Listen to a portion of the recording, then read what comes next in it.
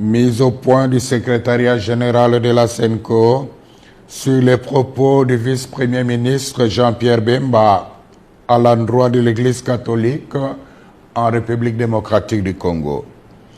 Le secrétariat général de la SENCO a suivi avec stupéfaction les propos ahurissants, discourtois et menaçants d'un ton martial du vice-premier ministre Jean-Pierre Bemba à l'endroit de l'Église catholique dans son interview à la radio Top Congo ce mardi 4 décembre 2024. Sans nous en cacher, ces propos belliqueux et truffés de contre-vérités nous ont paru peu honorables pour un homme d'État de son rang. Nous trouvons particulièrement indécent de parler des politiciens en robe. Pour rappel, parlant de l'Église catholique, le ministre des Transports et Voies de Communication a commencé par affirmer que le président de la République a accordé à chacun des 47 diocèses la faveur de bénéficier d'un montant de 1 million de dollars pour la contribution des œuvres caritatives et de développement. Une première dans l'histoire de notre pays, s'est-il exclamé. Ensuite, il s'est interrogé si les ouvrages financés ont été réellement réalisés, insinuant par le fait même que les fonds octroyés pourraient avoir pris une autre destination. Nous comprenons bien l'ironie cachée derrière une interrogation apparemment innocente. Nous déplorons cette sortie médiatique émaillée d'allusions, d'attaques et de procès d'intention contre l'Église catholique en République démocratique du Congo.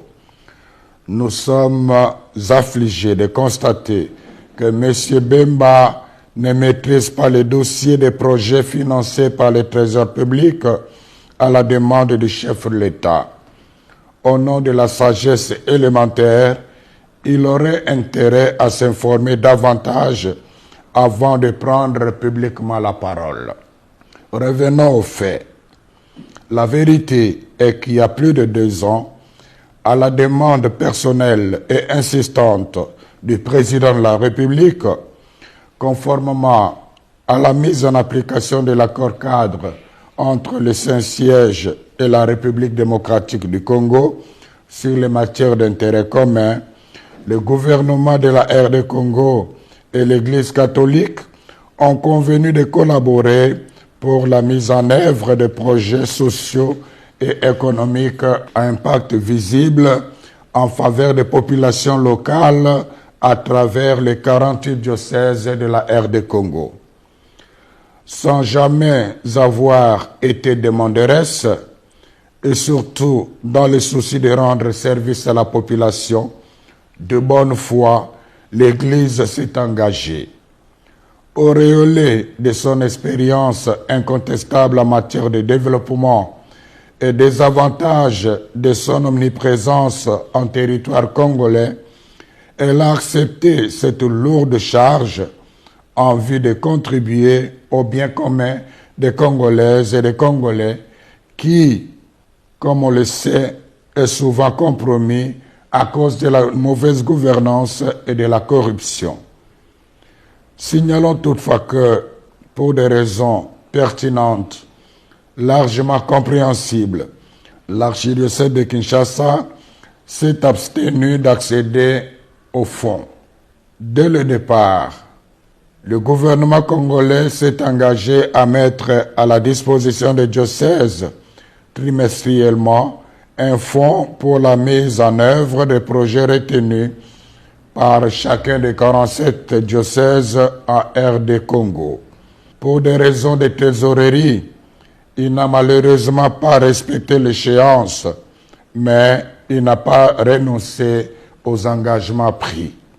À ce jour, plus de 2 ans après cet accord, seulement 2 tranches de 300 000 dollars ont été données, la première en 2022 et la deuxième en 2023, soit $600,000 par diocèse. Tous les diocèses se sont mis à l'œuvre.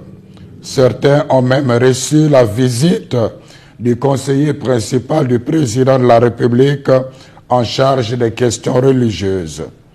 De toute manière, un rapport en bonne et due forme des œuvres réalisées avec des images à l'appui a été remis à main propre au chef de l'État. Celui-ci n'a pas caché sa pleine satisfaction. Une copie de ces réalisations a été donnée aussi à Madame la Première ministre. Par souci de loyauté et de transparence, en collaboration avec la presse de la présidence de la République, le secrétariat général de la SENCO a réalisé une émission sur le travail accompli. Toutefois, comme le rythme du financement n'a pas été respecté dans tous les diocèses, certains chantiers très avancés sont restés inachevés. À ce jour, une autre tranche de $300,000 a été annoncée et permettra de continuer l'exécution des projets réalisés avec beaucoup de sacrifices en dépit d'énormes difficultés de transaction et de transport. Quant à nous, sans faux fuyant, nous sommes prêts à recevoir l'IGF pour vérifier toute la comptabilité. La SENCO avait dès le début prévenu les gestionnaires locaux de ces projets qu'elle ne couvrira personne en cas de malversation financière. Nous demandons au vice-premier ministre Jean-Pierre Bemba de rendre publiques les preuves de ces allégations de $1 million mises à la disposition de chaque diocèse. En même temps, nous continuons d'attendre patiemment celle de la prétendue collaboration qu'il avait insinuée, sans foi aux yeux, de notre mission d'observation électorale avec les Russes pour pirater les serveurs de la CENI. Qui dans ce pays ne sait pas que l'Église catholique, sans l'aide de l'État congolais, dépense chaque année des fonds immenses pour réaliser les œuvres d'utilité publique comme les écoles, les hôpitaux, les routes, les ponts, les hommes de vieillards, les orphelinats, etc. Par ailleurs, nous avons apprécié que le vice-premier ministre, ministre des Transports et Voies de Communication, rappelle la mission des hommes de Dieu de rassembler tous les fils et filles de la RDC, de parler de la paix et de l'unité.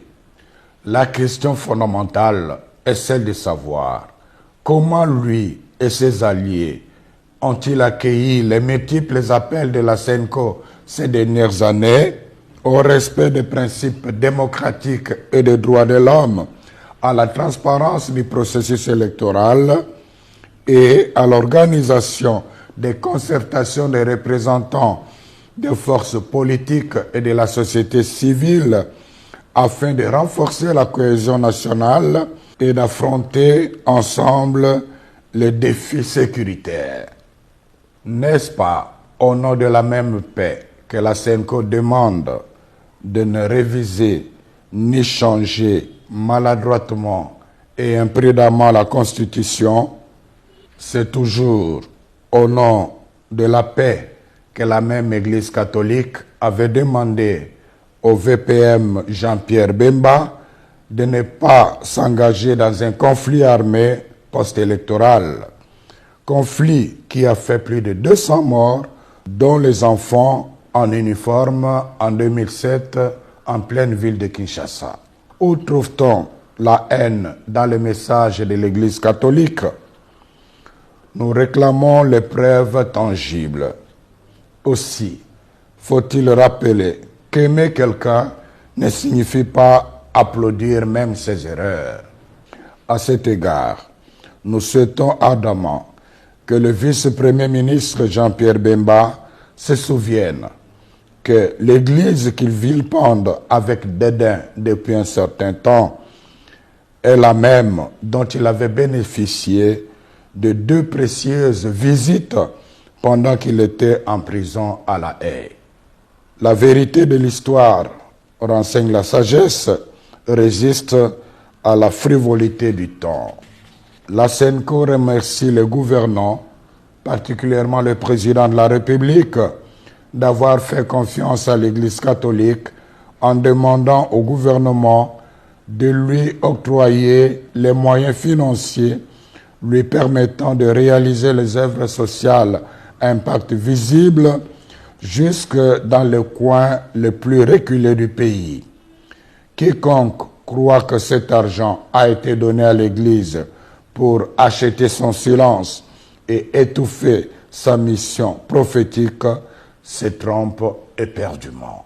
C'est le lieu de rappeler au ministre des Transports et Voies de Communication ces sages paroles de Confucius, à savoir: si l'homme a 2 oreilles et une bouche, c'est pour écouter 2 fois plus qu'il ne parle. Puisse le Seigneur bénir notre pays et son peuple. Je vous remercie.